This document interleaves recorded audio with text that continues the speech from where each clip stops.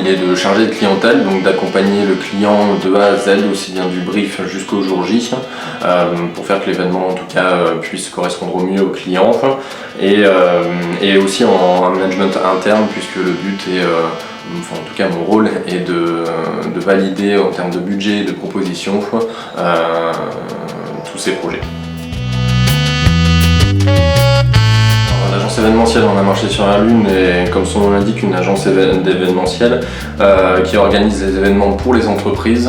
On a trois pôles d'événements sur lesquels on intervient.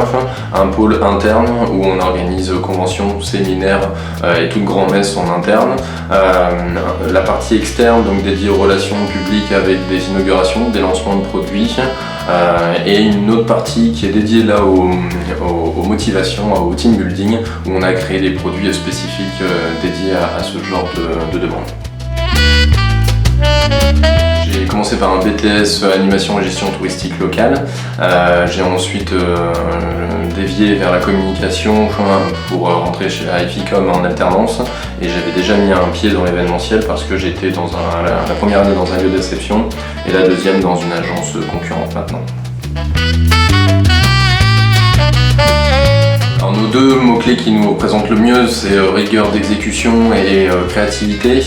Créativité parce qu'il faut sans cesse se renouveler dans l'événementiel en termes de propositions aux clients, et on est reconnu en tout cas pour ça. Et la rigueur d'exécution parce qu'en termes de production, il faut tout simplement que l'événement soit parfait à la fin et avoir justement tout un process mis en place sur ce point.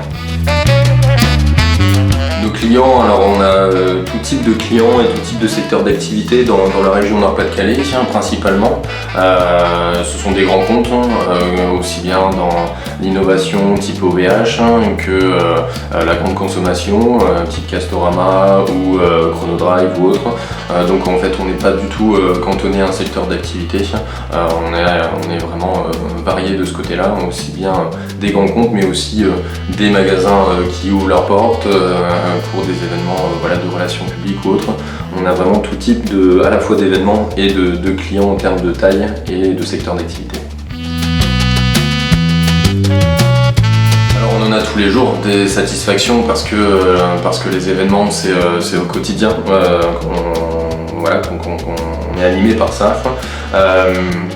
Mais ma plus grosse satisfaction est l'événement Les 20 ans de l'île Grand Palais, où au final on a pu recréer un lieu dans un lieu avec plus de 1500 ballons qui ont été disposés pour recréer cette salle justement, et puis tout un show avec un mur à LED derrière le fond de scène, et c'est une satisfaction plus personnelle puisque c'est moi qui avais dirigé le projet.